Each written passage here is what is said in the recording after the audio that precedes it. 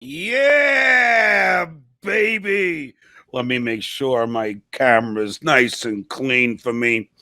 I got the I got the fan blowing, so there's my hair. It's gonna get all messed up. All right, I have a very, very, very, very, very good show to you. For you today, as you know, I was off Saturday, and you know why? Oh look, I got my teeth fixed. How do you like that? Look how sweet I look. Look at that baby. Look at that tooth, baby. I have something called sleep apnea. I snore. My father snores. My mother, sorry to embarrassing you, Ma, she snores. And it keeps me up. And like a schmuck, I was busy doing something on Friday and kept drinking coffee without realizing I have an aversion to caffeine. So when I woke up, I didn't get much sleep on Saturday morning. I was just like, you know what? It ain't happening today. I don't feel it. So I took off. Hey, everybody's allowed to take a day off. Geez, Howard Stern took the whole freaking summer off. People are still paying. I miss one beer on the balcony. I get Jeff Dempsey yelling at me. This is BS, man. Well, Jeff, I'm making it up to you. I did a beer on the balcony with on Friday with Felix from Zebra, and now I'm doing one today with Tammy Pescatelli. I always make it up. And let's just say, my friends, I promised you I'm going to DC. Well, guess what? The flight's booked. So all the Patreon, Patreon.com/Stuttering John, all my YouTube members, all the super chats, keep them coming. They're going to good use. I already paid a writer. I'll mention his name, Adam Hunter, comedian. I write some of my own, of course, as I always do. And it should be fun. I can't wait to meet Marjorie Trailer Green and give her a piece of my mind. I can't wait to meet Lauren Bozo and Kevin McCarthy isn't McCarthy. I can't wait to meet Josh Holy. What the hell is wrong with I can't wait to meet I am deprived of water. Little Marco Rubio. I cannot wait to meet all these jackaloons. And trust me, the questions are funny as shit. So, and you know me, I'm fearless. It's going to be a hell of a trip. Goodstein's helping me out. I used to work on a talk show who I'm not a fan of. His name is Mark Levin. He's kind of one of these lunatics, but he's got some connections in DC. I'm working on getting credentialed. The Stuttering John train doesn't stop, Brad. Don't stop. We have a lot. We have some guests today. Gonzo, if you want to be my security, feel free, because I'm gonna need it. I'm gonna need it. If not, I'll have to take care of it on my own. I'll take matters in my own hands. I just hope I don't get shot by a Capitol Police officer. I'm not coming with any weapons except for a microphone and maybe a fake microphone flag that says CNN. I'll tell you who my guests are today. I spoke to my buddy, Ring of Fire host Farron Cousins, who said he couldn't do the show today, but he said, John, I have this guy who'll be a great fit for you. You should book him. I said, all right, who is it? He said, it's a guy named Cliff Schechter, Daily Beast columnist. So, Cliff is going to be the first guest on today's show, October 25th through the 31st. Now, without further ado, let me bring on Cliff Schechter to the program. How do you pronounce your name, Cliff? Any way you'd like, but Schechter works. Schechter. Yeah, Cliff there you go. Schechter, Daily Beast columnist. Look, Farron Cousins said I should have you on. Yep. You are perfect for this show. So I said, why not? Man. What's the name of your podcast? It's called Unprecedented. We started it when Donald Trump said that something was unprecedented because he's an imbecile and he thought that was unprecedented. And so we decided we would use that as the name. So because we want to unpresident him. So we'll have to have you on. We've had on, James Carville, and we had Mary Trump on today. We've had some really fun people on. So that pisses me off because Mary Trump gave me her people to reach out to, and I have. And I thought she was coming on, and she hasn't come on, and I don't know why. And James Carville, I had on twice, but Yep. I'd I love to assume get, it's just a people thing. I don't think it's her because I bet she'd love to come. I'll talk to her because she was just on today, and I bet she'll be on your show. Michael Cohen. I mean, he has not come on yet, and I'm like, Michael.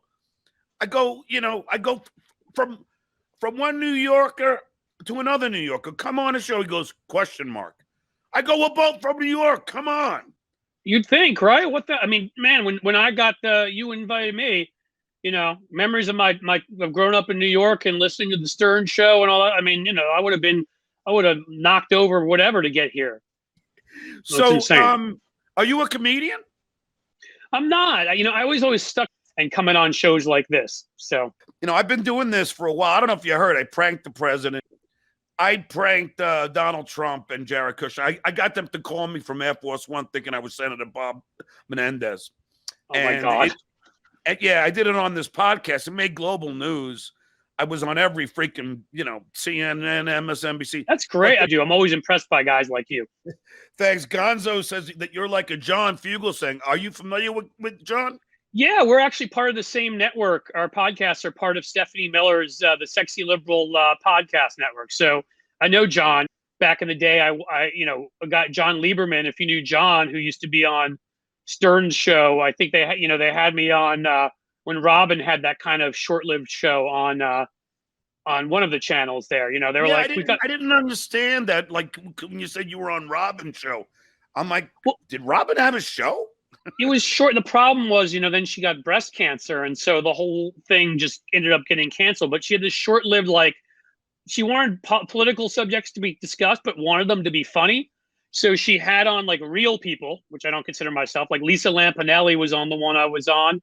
And so was Phil Collin, the guitarist for Def Leppard, who actually been friends of mine since then. So that was kind of cool, right? So I started in comedy and music and I do it all, bro. I'm like, I'm the jack of all trades and master of none, if you will. Sounds a lot like my life too, man. I'm not even sure though. I'm the jack of all. I'm like the jack of 50% of trades, maybe, or 20, maybe 20. And I suck at most. 85%. A lot of people would say I'm the jackass of all trades. It depends how you look at it, But, yes. But look, you know what? Like I've led a charmed life. Like I don't regret anything that I've ever done because it's just I've been I've had a record deal with Atlantic. I had another record deal. I got to shoot a video on MTV with Sting and Gene Simmons and Nuno Betancourt and Gilbert Gottfried. I mean, I've had such a charmed life. I mean, it's I'm grateful for everything that who I'm having on my beer on the balcony after this show. I'm having Tammy Pescatelli. Do you know her? Yeah, I mean, sure. I don't know her personally, but remember, absolutely. That's great. Because that's I don't know about you. I get all these trolls who just, are. Oh my God. They're so obsessed with me. It's actually a compliment. It is actually. Well, they try to tear you down, and you can just list everything you listed off, and I don't have the entertainment pedigree, but I can list off some people that I've written ads for that are pretty big names and speeches for and written columns for various places. And I feel like I've led a charmed life too, where I've gotten lucky along the way. And so forget them, man. They're, you just have fun with them. I almost explain to people being in this business where, when you start off, I think the normal reaction is you get insulted by people that come after you. You're like, wow, what did I do? But then you reach it's almost like the phases of grief. It's the opposite direction, right? The next stage is sort of, I'm just going to ignore them. And, and you do. And then the final stage that I reach is I'm going to have fun with these sons of bitches. And I'm just going to make fun of them and cut them down. Be like, look, you got enough followers to fit in a phone booth and you probably, sitting at home, I won't even make the masturbation joke I was going to make. The point being their lives are pathetic. They're hanging out on there all day, obsessed with you, going after you. You know what I mean? It's like, you're nothing to me, man. You're just a blip passing through. Well, as the great Reggie Jackson once said, they don't boo nobodies. And that's right. I bring up him because I know you're a Yankees fan as well. Big fan. I don't know about this team though this year, John. I don't know, man. They they get you. They really pull the rug out from under you, man. They just screw you whenever you get excited and you're like, Yep. we got it. You know, I've been screaming at them that they should fire Aaron Boone, and because he's just too nice. Yep. You can't be that nice when guys are getting thrown off, getting picked off at first. That's right. That's when you sit him down. Don't forget what Billy Martin would do when he would sit Reggie if he didn't hustle. He'd throw a chair at you if you did stuff. I mean, like, right? You know, be like Geraldo's nose when he's done with you, right? It's like I could close my eyes face backwards right now, and accidentally I might get his OPS. You know, like what? Right? I mean, I suck. What was the Geraldo's nose joke? I didn't get it. Oh, do you remember when his show when the neo-Nazis went on when he used to have that talk show in the 80s? And they threw a chair at him and broke his nose. I don't know if you remember. Yeah. And I don't know why that came to me suddenly. It just did. So, okay, because I haven't been on September 18th, January 6th insurrectionist rally, which turns out to have less people than one of my comedy shows. Yeah. Obama's was way bigger. No, it's like this guy has been a joke like all his life, but then he becomes the president. It's like Bulworth. It's like that movie, it's like, he becomes the president because there are so many white supremacist lunatics out there that he speaks to their hate and racism and bigotry. Yep. They love it. Good. I think Hal Sparks or John Fugelsang said it best. They get the adrenaline, that rush, that somebody's saying what they've been thinking all their lives. McCarthy, and all, they're pathetic. Yeah. No, they are. Yeah. And you know what? I have to say, I finally watched Joe Biden's speech after the war was over in Afghanistan. I've heard say how great it was. And I finally got a chance to watch it. And I got, say what you want, but Joe Biden is doing a damn hell of a job. And the way, everybody was always goofing on, is Joe Biden there mentally? Is he really? He made a great speech. Yep. He doesn't make the freaking amount of mistakes that freaking Donald Trump and GW used to make. This guy is right on topic. I took us out of Afghanistan. It was costing us $300 million a day. And I'm sick of all the American servicemen and women who are dying for no reason. Yep. And he just said it point blank. And I don't know about you, Cliff, but I was getting so damn sick of watching CNN and MSNBC, what we would think is our news network. Which they're not, of course, clearly, right? Yeah. So. Trash him. Oh, he botched it up. There was no perfect way to get out of there. Well, that's why we need shows like yours and others, because, in the end, there's some good people on MSNBC and CNN. I've got some people I know on both networks I like. But overall, to act like those are Democratic networks when they spent, like the way Fox literally does whatever is good for Republicans is just, if you walk into Fox, I remember I used to go on, it feels like Pravda the minute you walk in. Like you're in they're clones in there. They're just there for the right-wing nuttery. Now some of them are like, I don't think he's doing as great a job anymore. And you say, why? And like, well, I heard some stuff about that Afghanistan thing, and that wasn't really good. That's the damage the media does. And we got Donald Trump sitting on the other side and Ron DeSantis purposely killing their own, killing people. It makes me mad. This has been a great time, man. It's been a lot of fun. So thank you. Go ahead and plug anything that you have to plug. All right. So the podcast is Unprecedented. Yep. Bye. All right. Cliff Schechter. I thought he was awesome. Great first appearance. Before I bring in attorney Andrew Laufer, I'm just going to read the sponsor. It's that time of year again, and all eyes are now turning to football as teams are back on the gridiron to start the football season. As always, betonline.ag is your number one spot. NFL Survivor Contest open now, which, by the way, I'm part of. I made it through another week. Be sure to take advantage of their opening day super promo, which means make a bet on the Thursday, September 9th. Oh, no. That's old. Okay. Anyway, you get a bonus by using promo code NFL100. That's promo code NFL100. BetOnline.ag, your online sportsbook experts. Use promo code NFL100. And now, without further ado, I bring on my legal compadre. Hasn't been here in a while. Andrew C. Lawfer. Hey, John, how are you? Good. Where the hell have you been? Busy, man. The legal world is kind of crazy these days. I know. I got to apologize. I was supposed to have Tammy Pescatelli, the comedian, on my Beer on the Balcony. And while I'm doing the show, she just texted me she has a family emergency.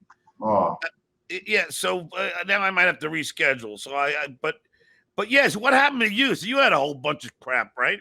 oh yeah, no, I mean, even though the courts really in New York aren't open per se, we're doing a lot of things virtually. It's still been crazy. I mean, I've gotten a ton of, police misconduct cases and, cases against, city island and other places, prison things like that. It's been very I agree, Andrew. Thanks for coming on. Is there anything that you'd like to promote? Not really. Great, Andrew Laffer on the show. Now, I was supposed to do a Patreon today with Tammy Pescatelli.